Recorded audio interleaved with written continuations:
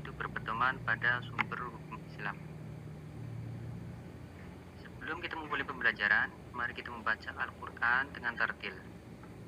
Semoga dengan membiasakan diri membaca Al-Quran, kita semua mendapatkan keberkahan dan kemudahan dalam belajar dan mendapatkan ridho dari Allah Subhanahu wa Ta'ala. Amin ya Rabbal Alamin.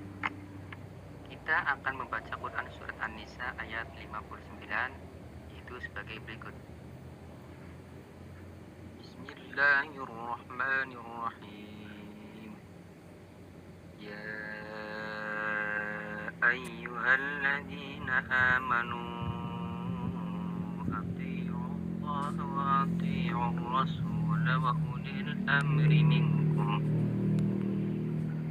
فإن تنازعتم في شيء فردوه إلى الله والرسول إن كنتم تؤمنون بالله واليوم الآخر ذلك خير وأحسن تأويلا.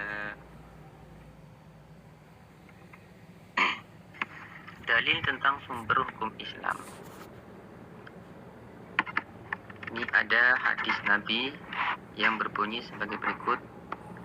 An unasin min ahli Himsa min ashabi Mu'adz bin Jabal anna Rasulullah sallallahu alaihi wasallam lamma arada an yab'atha Mu'adzan ila al-Yaman qala kaifa taqdi idza urida laka quta'un qala aqdi bi kitabillah qala fa in lam tajid fi kitabillah qala فبسنة رسول الله صلى الله عليه وسلم قال فإن لم تجد في سنة رسول الله صلى الله عليه وسلم ولا في كتاب الله قال أجتهد رأيي ولا ألو فضرب رسول الله صلى الله عليه وسلم صدره وقال الحمد لله الذي وفق رسول الله لما يرضي رسول الله.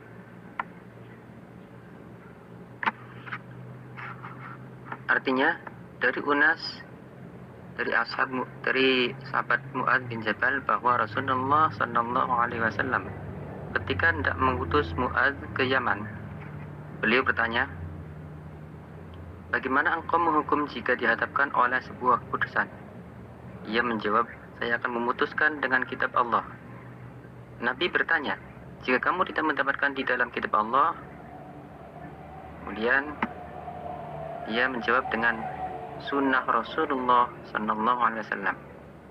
Nabi bertanya lagi, jika kamu tidak mendapatkan pada sunnah Rasulullah dan juga tidak pada kitab Allah? Ia menjawab, saya akan berijtihad dengan pendapatku. Lalu Rasul menepuk dada Mu'adz seraya berkata, segala puji bagi Allah yang telah memberi taufik atas utusan Rasulullah sesuai yang diridhai Allah Subhanahu wa Ta'ala. Hadis riwayat Abu Dawud. Sumber hukum Islam yang pertama yaitu Al-Quran, yang kedua hadis atau sunnah, dan yang ketiga yaitu ijtihad. Yang pertama Al-Quran. Pengertian Al-Quran. Secara bahasa, Al-Quran berasal dari kata qara'a yang berarti bacaan atau dibaca. Bacaan sebab Al-Quran merupakan kitab yang wajib dibaca dan dipelajari oleh orang yang mengimani kebenarannya. Adapun secara istilah, Al-Quran merupakan firman Allah Subhanahu wa Ta'ala yang diwahyukan kepada Rasulullah sallallahu alaihi wasallam melalui malaikat Jibril, ditulis dalam mushaf dan diriwayatkan secara mutawatir. Adapun keistimewaan Al-Quran yaitu yang pertama, Al-Quran merupakan wahyu Allah Subhanahu wa Ta'ala. Kedua, Al-Quran turun dengan menggunakan bahasa Arab. Tiga, Al-Quran merupakan hujjah. Keempat, Al-Quran adalah mukjizat terbesar Rasulullah SAW dan bukti kenabian. Dan yang kelima, Al-Quran sebagai hukum. Kandungan dari Al-Quran yang pertama yaitu tauhid, ibadah. Yang ketiga, janji dan ancaman. Keempat, jalan mencapai kebahagiaan. Dan yang terakhir, berisi kisah atau cerita. Asas Al-Quran dalam menetapkan sebuah hukum. Yang pertama, meniadakan kesulitan. Ini sesuai dengan Quran surat Al-Baqarah ayat 286 yang berbunyi, Bismillahirrahmanirrahim. La yukallifullahu nafsan illa wus'aha. Artinya, Allah tidak membebani seseorang melainkan sesuai dengan kesanggupannya. Yang kedua, Quran Surat Al-Baqarah ayat 185, itu yang berbunyi, Bismillahirrahmanirrahim. Yuridullahu bikumul yusra wa la yuridu bikumul usra. Artinya, Allah menghendaki kemudahan bagimu dan tidak menghendaki kesukaran bagimu. Dengan dasar kedua ayat tersebut, maka Islam diperbolehkan. Yang pertama, ketika bepergian boleh mengqashar dan menjamak sholat sesuai dengan syarat-syaratnya. Kedua, ketika sulit melaksanakan sholat dengan berdiri, maka boleh melakukannya dengan cara duduk dan seterusnya. Kemudian ketiga, boleh tidak berpuasa pada bulan Ramadan bila sedang menjadi musafir. Keempat, bila tidak menemukan air, boleh tayamum sebagai pengganti dari wudhu. Dan yang kelima, ketika dalam keadaan terpaksa yang mengancam nyawa, dibolehkan memakan makanan yang haram. Kemudian asas yang kedua yaitu sedikit pembebanan. Hari ini sesuai dengan Quran Surat Al-Maidah ayat 101 yang berbunyi, Bismillahirrahmanirrahim. Ya ayyuhalladzina amanu la tas'alu an asya'a in tubda lakum tasukkum wa in tas'alu anha hina yunazzalul qur'anu tubda lakum afallahu anha wallahu ghafurun halim. Artinya, wahai orang-orang yang beriman, janganlah kamu menanyakan kepada nabimu hal-hal yang jika diterangkan kepadamu justru menyusahkan kamu. Jika kamu menanyakannya ketika Al-Quran sedang diturunkan, niscaya akan diterangkan kepadamu. Allah telah memaafkan kamu tentang hal itu, dan Allah Maha Pengampun, Maha Penyantun. Ayat ini menjelaskan bahwa Allah memberikan bimbingan kepada hambanya agar mereka menerima apa-apa yang telah diturunkannya dan yang telah disampaikan oleh Rasul Sallallahu Alaihi Wasallam kepada mereka, agar mereka tidak mengajukan pertanyaan yang bermacam-macam.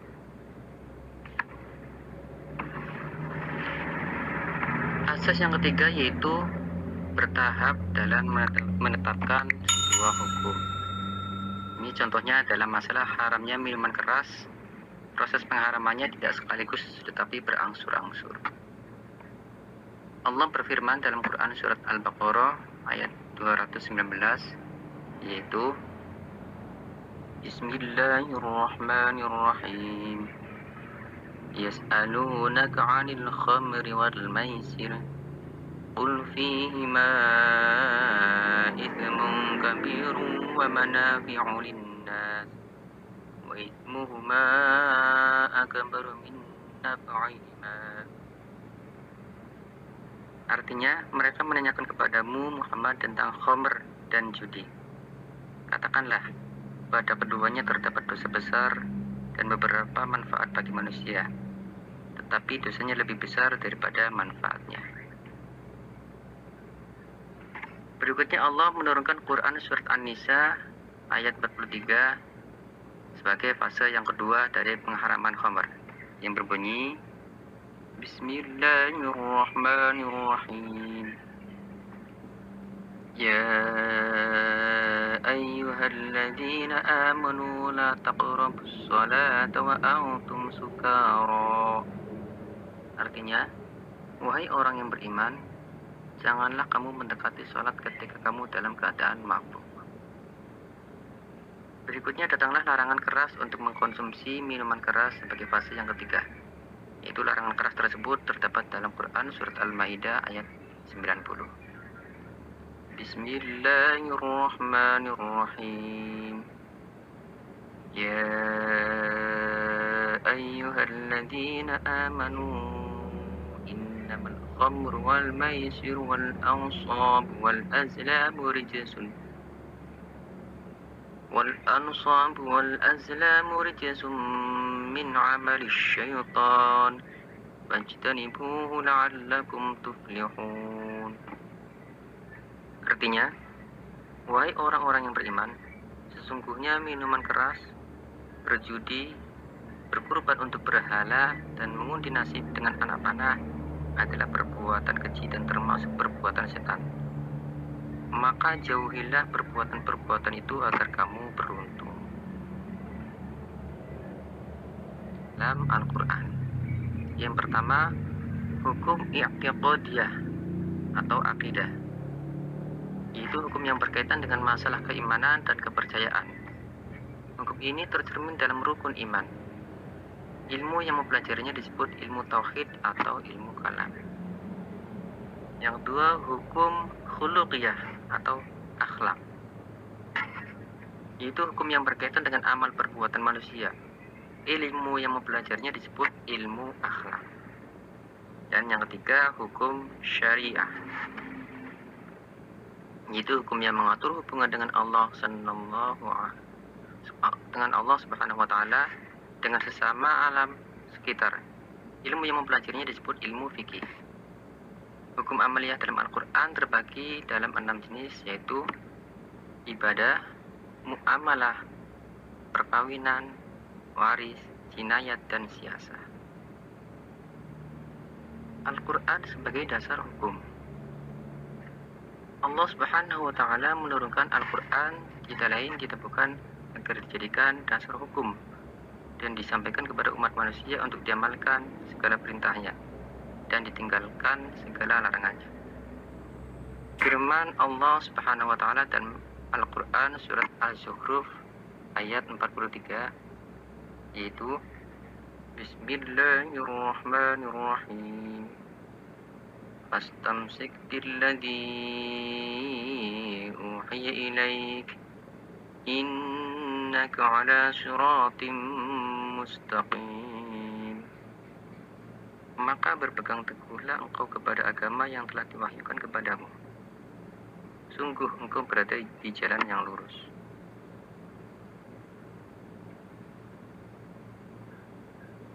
Sumber hukum Islam yang kedua yaitu hadis atau sunnah. Pengertian hadis atau sunnah.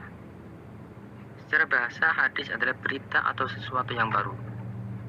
Dan secara istilah, hadis adalah segala perkataan, perbuatan, maupun takrir yang dilakukan Rasulullah Sallallahu Alaihi Wasallam. Adapun sunnah, secara bahasa arti sunnah adalah jalan, tabiat, dan berkehidupan. Sedangkan sunnah menurut istilah yaitu segala yang dinukilkan dari Nabi Muhammad Sallallahu Alaihi Wasallam, baik berupa perkataan, perbuatan, maupun takrir, pengajaran, sifat kelakuan, perjalanan hidup, baik yang demikian itu sebelum Nabi Muhammad diangkat sebagai Rasul maupun sesudah diangkat menjadi Rasul. Macam-macam hadis. Yang pertama, hadis qauliyah, yaitu perkataan Rasulullah Sallallahu Alaihi Wasallam yang menjelaskan hukum agama dan maksud isi Al-Quran serta berisi peradaban, hikmah, ilmu pengetahuan, dan menganjurkan akhlak yang mulia. Ciri-ciri dari hadis qauliyah yaitu biasanya menggunakan kata qala atau yaqulu. Macam hadis yang kedua yaitu hadis fi'liyah, yaitu perbuatan Rasulullah SAW yang menjelaskan cara melaksanakan ibadah, misalnya cara sholat, haji, berwudu, dan sebagainya. Ciri-ciri dari hadis ini yaitu menggunakan kata kana atau yakunu. Dan yang ketiga yaitu hadis takririyah, yaitu berdiam dirinya Rasul ketika melihat suatu perbuatan dari para sahabat. Ciri-ciri dari hadis ini biasanya menggunakan kata alima atau ya'lam. Serta yang keempat yaitu hadis hamniyah, itu sesuatu yang dikehendaki Rasul akan tetapi belum sempat terlaksana.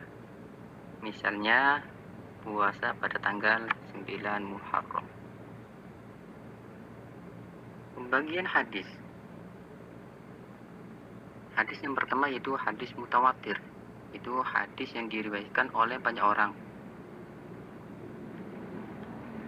Mereka tidak mungkin berbuat berdusta karena banyaknya jumlah mereka.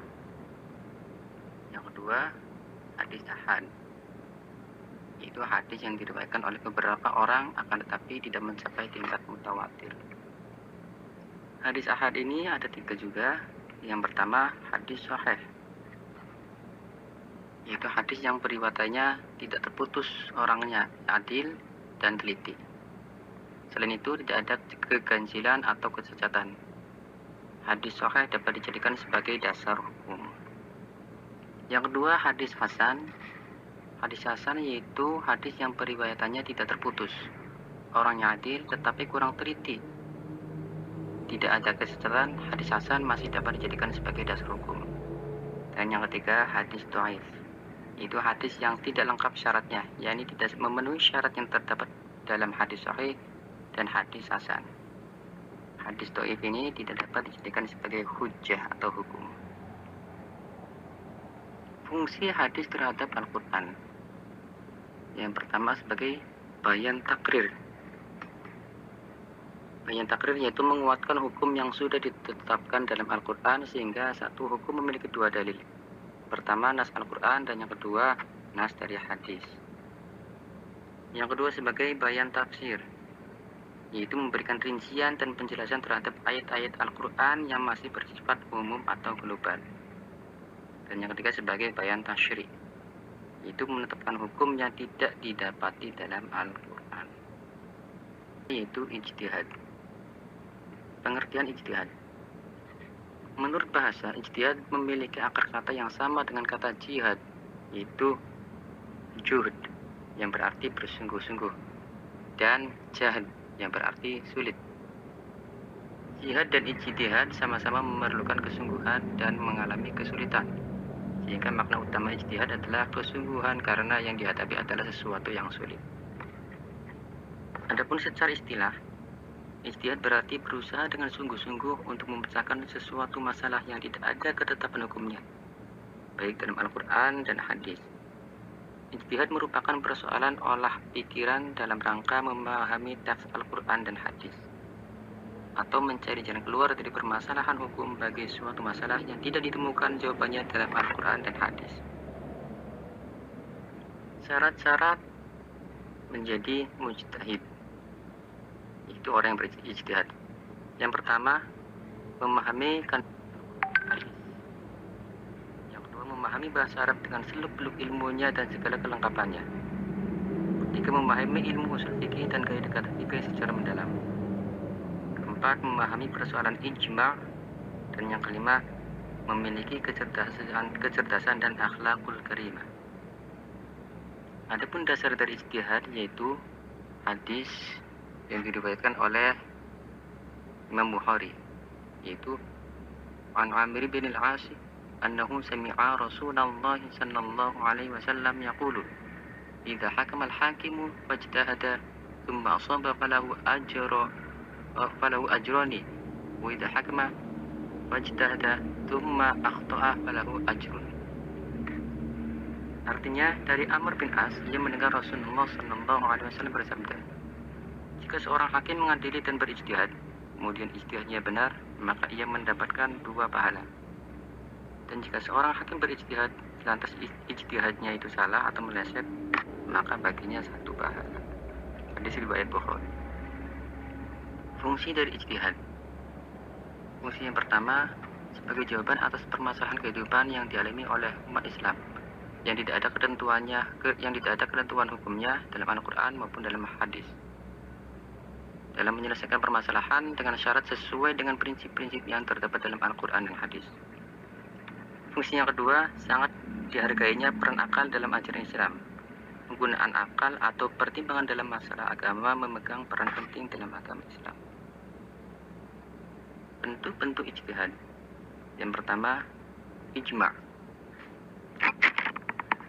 Ijma' menurut bahasa yaitu sepakat, setuju atau sependapat.